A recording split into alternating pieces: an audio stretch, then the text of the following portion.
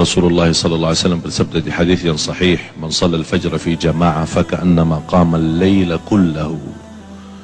Barang siapa yang salat subuh berjamaah dapat pahala seperti salat sepanjang malam.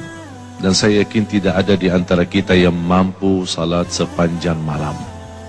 Tapi dengan ikut salat subuh berjamaah dapat pahala sepanjang malam. Dan ada salah satu juga yang sangat dijaga oleh Rasulullah SAW, sunnah qabliyah subuh. Banyak orang yang melalaikan, padahal pahalanya luar biasa. Raka'ata al-fajri khairun minad dunya wa ma fiha. 2 rakaat subuh itu yang dimaksud sesudah azan sebelum salat lebih baik daripada dunia dan segala isinya. Ini sunnahnya, apalagi yang wajib. Dan ada satu hal yang selalu saya memperhatikan, para jamaah tidak memperhatikan ketika azan. Muazzin berazan, banyak yang sibuk megang HP-nya atau sibuk berbicara dengan temannya, atau diam di tempat di masjid tapi tidak mengikuti muazzin.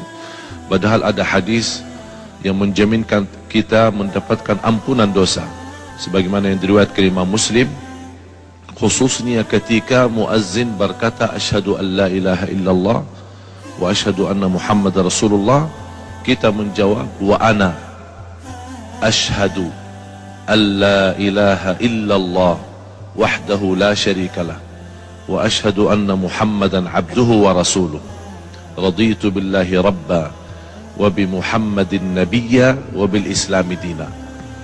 Beda sama yang kita kenal, raditu billahi rabban wa bil islami dinan wa bi Muhammadin nabiyya, itu biasa, itu zikir biasa. Tapi yang kalau dalam azan ketika muazzin selesai kalimat syahadat sebelum masuk hayya 'alas salat, ini hadis diriwayatkan Imam Muslim, sebelum masuk kepada hayya 'alas salat kita langsung berkata, artinya wa aku bersaksikan, wa ana asyhadu an la ilaha illallah wahdahu la syarikalah wa asyhadu anna Muhammadan abduhu wa rasuluh raditu billahi rabba wa bi Muhammadin nabiyya wa bil islami dina. 2 rakaat sebelum sholat subuh berjamaah pahalanya lebih besar dunia seisinya. Ada berlian, ada emas, ada istana, ada mobil yang bagus, apalagi sholat subuhnya. Kami ulangi lagi ya, Diri. 2 rakaat sebelum sholat subuh pahalanya lebih besar dunia seisinya, apalagi sholat subuhnya. Maka Nabi besar Muhammad SAW bersabda, seandainya umatku tahu betapa besar pahala sholat subuh berjamaah, dia akan datang ke masjid walaupun dengan merangkak-rangkak akan datang. Ini supaya paham.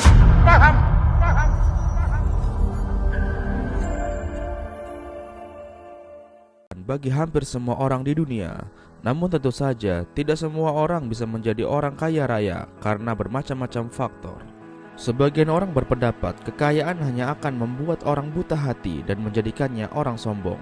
Tetapi ketahuilah, jika kekayaan diiringi dengan kesolehan atau ketakwaan kepada Allah Subhanahu wa Ta'ala, maka kekayaan harta yang kita miliki bisa menjadi alat bantu kita untuk mendapatkan surga. Tentu saja dengan meletakkan niat dan harta kita di jalan Allah. Berikut Gelora Islam bagikan 4 amalan yang membuat sahabat Rasul menjadi orang super kaya raya. Sedekah ekstrim. Sedekah ekstrim sering sekali dilakukan oleh para sahabat Rasulullah SAW pada saat itu. Tidak tanggung-tanggung, seorang Umar, Utsman, dan Abdurrahman jika bersedekah angkanya mencapai miliaran hingga triliunan rupiah.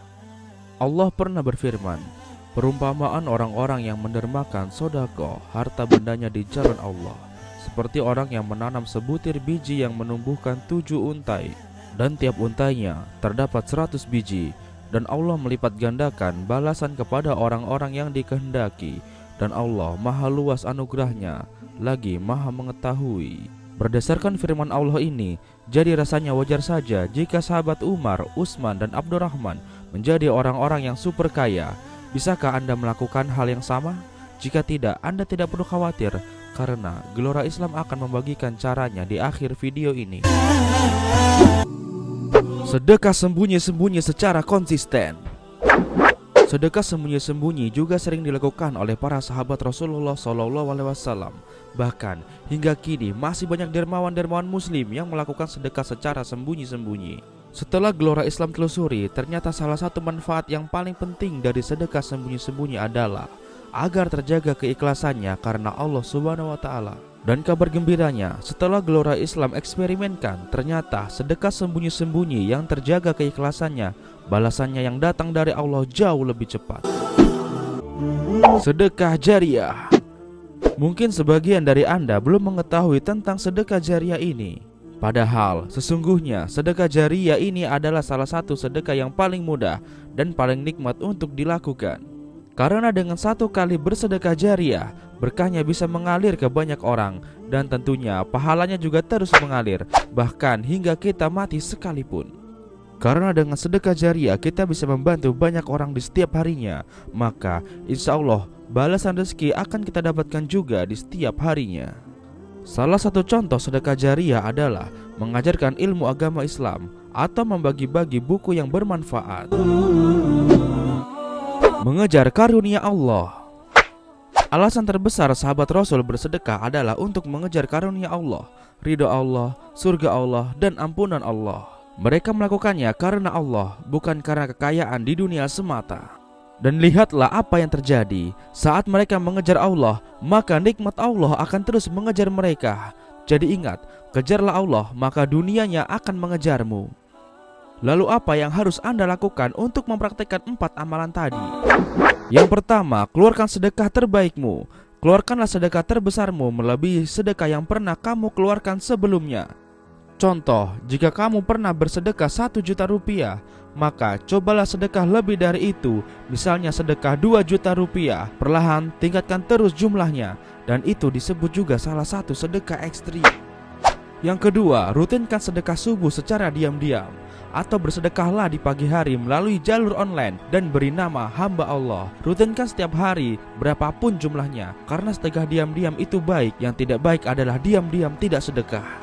Yang ketiga, sebarkan video ini di sosial media Anda, atau ajak sanak famili Anda minimal 5 orang untuk menonton video ini. Karena menyebarkan video ini juga termasuk sedekah jariah. Semakin banyak dan semakin sering Anda menyebarkan video ini, maka semakin banyak pula orang yang terbantu dengan ilmu di dalam video ini. Dan tentu saja secara otomatis Anda juga sedang ikut bersedekah, dan secara otomatis pula balasannya akan mengalir terus ke dalam kehidupan Anda. Yang keempat, niatkanlah semua karena Allah Ta'ala. Jika Anda ingin kaya, lakukan itu karena Allah, untuk di jalan Allah, untuk ibadah pada Allah, dan untuk surganya Allah. Niatkan di dalam hati Anda sekarang juga. Jika Anda sudah meniatkannya, seharusnya saat ini hati Anda sudah mulai terasa tenang. Demikianlah ilmu yang hari ini bisa Gelora Islam bagikan. Segera praktekkan secepatnya, bila perlu sekarang juga. Jangan lupa diiringi dengan usaha dan doa. Semoga bermanfaat, dan sampai jumpa di video selanjutnya. Halo tuh. Salam. Ayo saya mau.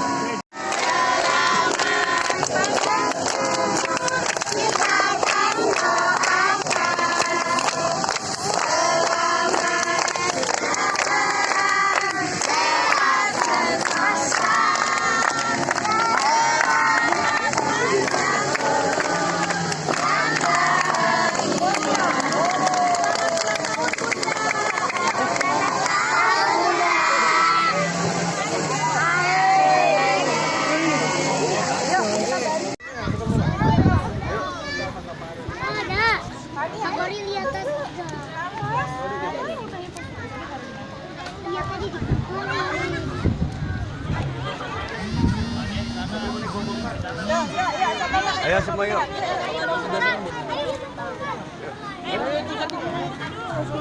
Fania gimana tadi ya? Ada Ali. Alinya kasihan.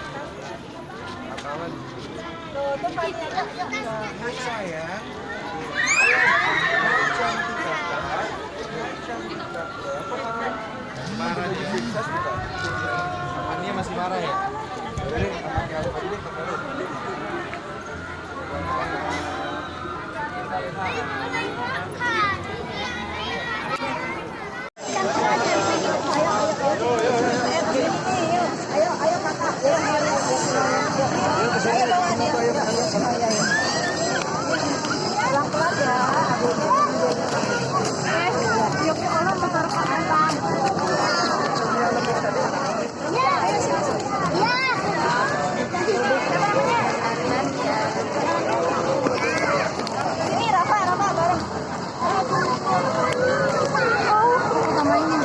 Wah, sama, sama.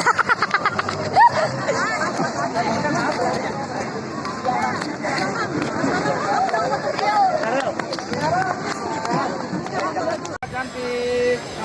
Lagi 1, 2, 3.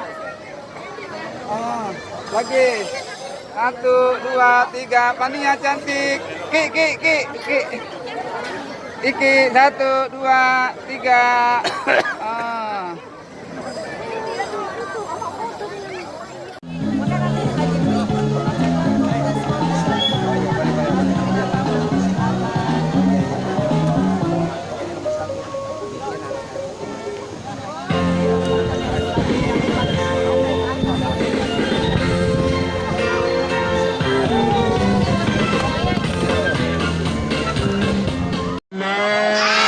Karuniakan rezeki yang panjang ya Allah. Kedua putranya yang Engkau jadikan saleh ya Allah. Segala urusan dunia dan akhiratnya ya Allah. Panjang Islamnya di dalam ketaatan kepadamu dan Rasulmu ya Allah. Selalu mendapatkan curahan limpahan rezeki yang halal barokah berlimpah dan mudah ya Allah. Istiqamah beliau di dalam beribadah dan bersedekah ya Allah. Hajat maksud orang tua kami Bunda Vena Melinda beserta keluarga, wasilah wal fadilah, amin, dan doa anak-anak yatim, apa-apa yang menjadi harapannya, apa-apa yang menjadi keinginannya, apa-apa yang menjadi cita-cita baiknya di hari jadi milad beliau yang ke-47 tahun ini, niscaya wasilah amin anak-anak yatim Allah ijabah, Allah kabulkan. Ijabah Allah kabulkan. Allah ijabah Allah kabulkan. Bisa sayang bisa terkabul bisa. Lebih keras lagi sayang, doanya apa?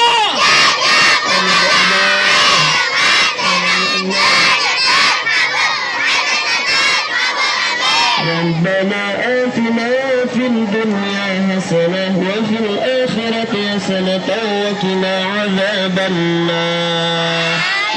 Dalam keadaan sehat bersama anak-anak Ibu Vena, Terel Bramasta, Atala Naufal, Sania Atabina, dan Ibunda tercinta Ibu Ade Ayu. Terima kasih juga Pak Haji Dwi yang selalu setia memberikan dorongan spiritual kepada saya sampai di titik ini. Bapak Haji Sobari, mohon maaf, yang selalu ada di setiap momen-momen bahagia saya. Sekali lagi Ibu Vena mengucapkan terima kasih. Mungkin waktu kita nggak banyak ya. Siapa yang tadi main wahana baru berapa? Baru 2 ya tadi ya? Mau lebih banyak lagi? Ya, insya Allah Ibu Vena janji kalau masih terus diberi kesehatan sama Allah, diberi umur yang panjang, diberi kemudahan, Ibu Vena insya Allah akan selalu bersama kalian untuk kita sama-sama berbagi kasih. Bu Vena juga mohon ada anak Bu Vena, Kak Ferel. Kenal sama Kak Ferel ya? Niscaya Ferel jadi anak yang soleh, rezekinya lancar, diberi kesehatan dan umur yang panjang. Dan juga Atala Naufal, mana Atala? Nah ini, kenal sama Kak Atala? Mudah-mudahan Kak Atala juga begitu, menjadi anak yang soleh, anak yang sehat, anak yang selalu dalam lindungan Allah Subhanahu wa Ta'ala.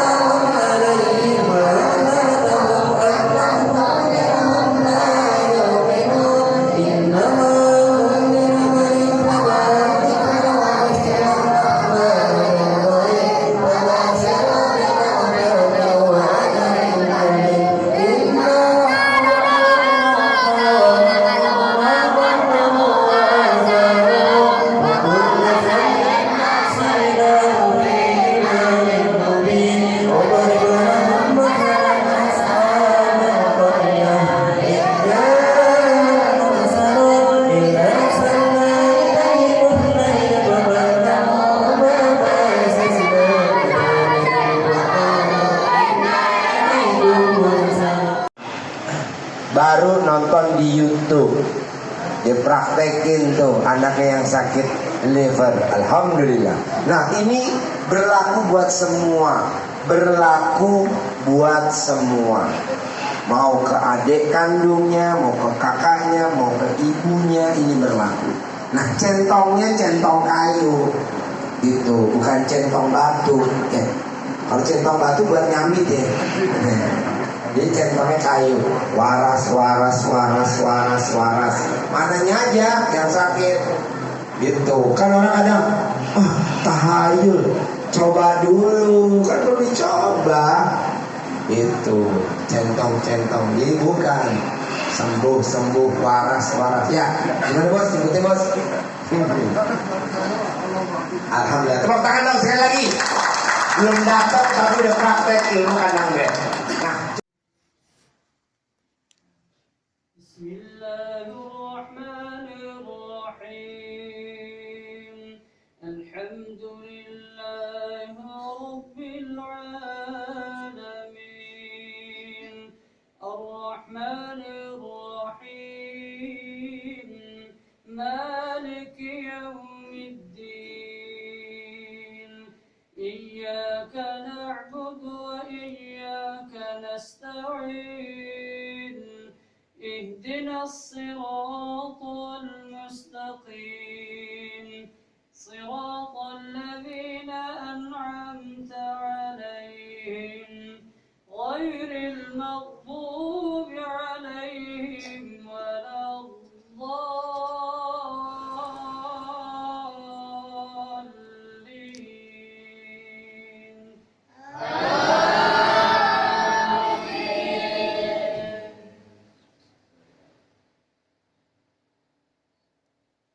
إنما السبيل على الذين يستأذنونك وهم أغنياء رضوا بأن يكونوا مع الخوالف وطبع الله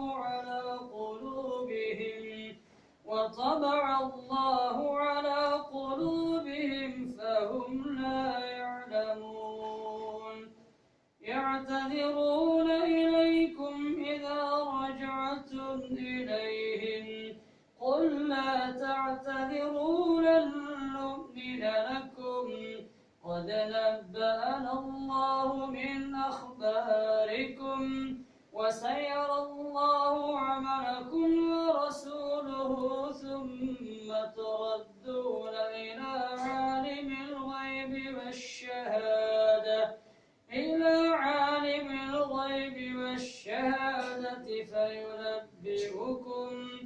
فينبئكم بما كنتم تعملون سيحلفون بالله لكم إذا انقلبتم إليهم لتعرضوا عنهم فأعرضوا عنهم إنهم رجس ومأواهم جهنم جزاء بما كانوا يعملون يحلفون لكم لترضوا عنهم فإن ترضوا فإن الله لا يرضى عن القوم الفاسقين الأعراب أشد كفرا ونفاقا وأجدر أن لا يعلموا حدود ما أنزل الله على رسوله والله عليم حكيم ومن الأعراب من يتخذ ما ينفق مغرما ويتخذ ما ينفق الدوائر عليهم دائرة السوء والله سميع عليم ومن الأعراب من يؤمن بالله واليوم الآخر ويتخذ ما ينفق قربات عند